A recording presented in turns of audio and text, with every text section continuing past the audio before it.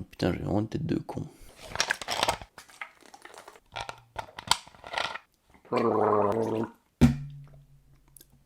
Nice.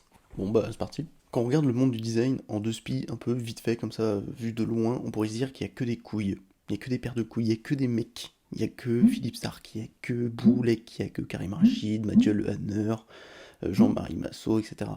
Aucune femme apparente. On se dit putain mais où elles sont? Elles sont pratiquement invisibles les femmes dans ce milieu. Alors qu'en vrai, il y en a plein qui ont marqué l'histoire ou alors qui sont en train de marquer l'histoire actuellement. Laurence Knoll, Hélène Gray, Nathalie Crasset, Inga Sempe, Yona Vautrin ou même Pauline Deltour qui a cassé sa pipe cette année à 38 ans. Mais parmi toutes ces femmes, il y en a une qui a complètement niqué le game avant toutes les autres et se faire entendre par tous les hommes, c'est Charlotte Perriand. À elle seule, elle a totalement repensé notre manière de vivre avec plus de 20 ans d'avance. Et sans le savoir, on bénéficie tous les jours des recherches de la petite Charlotte. Alors comment elle a fait pour s'émanciper de l'image de la femme traditionnelle et mettre tous les hommes à ses ordres? Comment elle réfléchit à la conception d'un meuble et quelles leçons on peut tirer de sa vie? C'est ce qu'on va voir dans cette vidéo, c'est parti.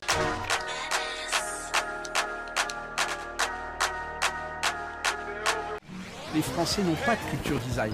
Charlotte, elle est née en 1903 à Paname. À l'époque, le mobilier et la décoration, ça ressemblait à ça. C'était ultra moche, c'était chargé et lourd. Mais à 10 ans, Charlotte, elle va découvrir un truc qui va tout changer dans sa vie alors que c'est ultra banal. Un hôpital. Elle y va pour se faire charcuter le bide et se faire enlever l'appendice. En entrant dans l'hôpital, elle y découvre le vide, le dépouillement total. Les murs étaient blancs, lumineux, c'était calme et reposant. Et c'est cette micro-étape dans la vie de Charlotte qui va rester gravée à jamais dans sa petite tête. Et cette étape à l'hôpital, c'est ce qui va tout déclencher dans sa carrière, mais ça, elle le sait pas encore. Charlotte boit beaucoup de soupe, elle grandit et hop, elle devient adolescente. Et comme elle est plutôt douée pour le dessin, elle intègre une école d'art. Sauf que s'emmerde. Mais elle s'emmerde vénère à un niveau stratosphérique. Elle veut casser les codes académiques de tout ce qu'on lui apprend. Tous les vieux meubles en bois massif, super lourds, les codes sociaux comme quoi la femme doit faire ci ou doit faire ça la saoule, elle veut changer les choses. Charlotte, c'est une rebelle, c'est une militante de la liberté.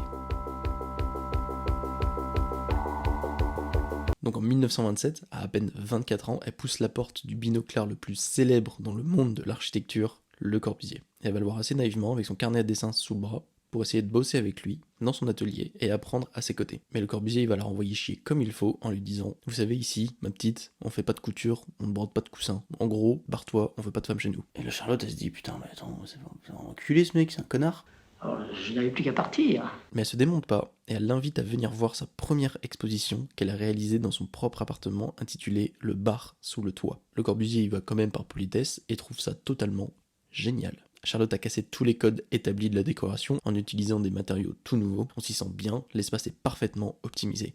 Charlotte est embauchée sur le champ et devient responsable des aménagements intérieurs. Sauf qu'elle y connaît que dalle en architecture et en urbanisme. Elle sera alors élève du Corbusier et c'est là que sa meilleure vie va commencer. Pour première mission, Le Corbusier lui avait donné pour but à Charlotte de donner vie au mobilier. Et pour la guider, il lui avait donné 9 crowbars qui représentaient 9 manières différentes de s'asseoir. C'est extrêmement compliqué de faire une chaise. Chaque trait signifie quelque chose, une forme, un usage, un matériau, un prix. Et en plus de ça, il faut ajouter la dimension du rapport de l'homme avec l'objet. Et pour ça, pas le choix, il fallait dessiner, montrer, maqueter. Parce que dans l'atelier, le blabla, ça sert à rien, ça vaut que dalle, il faut de l'action. Charlotte avait beau dessiner et redessiner ses pièces de mobilier, ça restait très utopique et ne prouvait absolument pas qu'ils étaient confortables. Ça reste du dessin, et sur le papier, tout est possible. Il faut donc passer à l'étape de la réalisation, et pour ça, elle va éplucher tout son carnet d'adresses et de contacts pour trouver les artisans nécessaires à la conception de ses meubles, ébénistes, soudeurs, chaudronniers, etc. Mais parmi les 9 dessins que Le Corbusier lui avait donnés, il y en a un avec lequel elle a galéré sa race. C'est celui-là, le 4e. C'est celui qui représente une femme allongée avec les guiboles à l'air. Charlotte, elle s'est cassé le cul, elle s'est pris la tête des heures et des heures avec ce croquis pour au final donner naissance à une icône du design, le fauteuil LC4. LC, c'est pour Le Corbusier, et 4 parce que c'était le 4e dessin sur les 9. Charlotte n'a même pas pu baptiser son œuvre comme elle le voulait, Le Corbusier s'est carrément approprié le fauteuil. Enfin bref, tout ça se présentait dans un salon, sauf qu'on arrive en 1929 et le krach boursier pointe le bout de son nez. À ce moment-là, Charlotte ressent un besoin hyper fort de créer une nouvelle forme de modernité.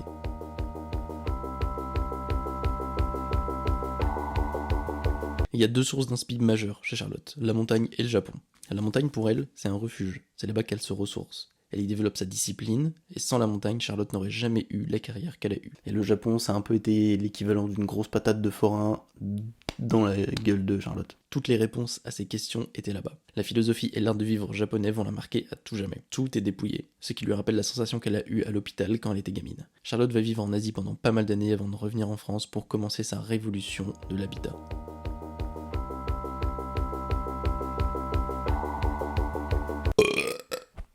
Pardon. Sauf qu'on est en période d'après-guerre et la France à cette époque, c'est un champ de ruines. Le Corbusier et toute sa clique d'artistes y voient alors une opportunité pour tout reconstruire et vont commencer à repenser Paris en voulant créer des machines à habiter avec 14 mètres carrés par habitant. Et c'est Charlotte qui était en charge d'aménager ces espèces de cages à lapins. 14 mètres carrés c'est rien, et quand t'as 4 gamins ça devient vite le bordel. Donc comment faire pour que ce soit fluide, propre et rangé ? Il faut tout simplement créer le vide. Et la meilleure manière de faire ça, c'est de concentrer dans des murs de rangement tous les objets dont on a besoin au quotidien, donc la vaisselle, le linge, etc. D'ailleurs, elle va répliquer ses travaux de cage à lapin dans des chambres d'étudiants pour la cité universitaire de Paris.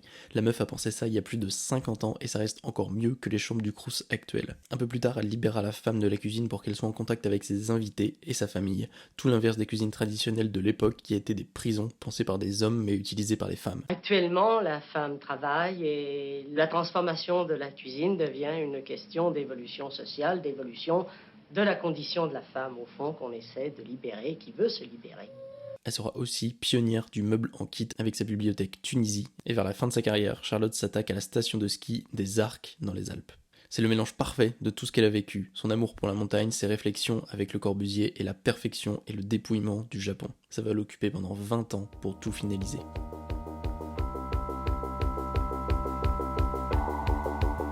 Donc Charlotte Perriand, au même titre que Coco Chanel dans la mode féminine, proclame la libération du corps dans l'espace. Et encore une fois, je me répète sûrement dans toutes les vidéos, mais on voit bien ici que le design c'est pas du tout une affaire de beau, mais plutôt de comment l'homme vit. Il ne faut pas oublier, le sujet, ce n'est pas l'objet, c'est l'homme.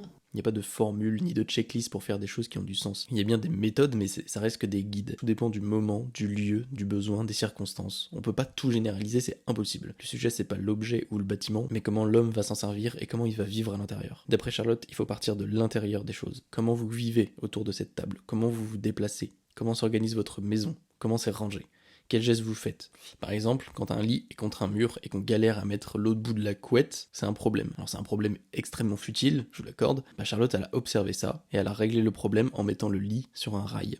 Alors ça peut paraître futile, même inutile, mais c'est l'une des raisons pour laquelle le design existe encore, c'est de simplifier la vie des gens au quotidien. Beau ou pas, encore une fois, c'est pas le sujet. La question c'est est-ce que cela va me permettre de faire ce que je veux plus simplement ? Si c'est le cas, alors vous êtes sur la bonne voie. Mais retenez bien un truc, c'est dans le vide que réside l'essentiel, alors faites le minimum possible. Merci de m'avoir écouté, à la prochaine. Tchuss.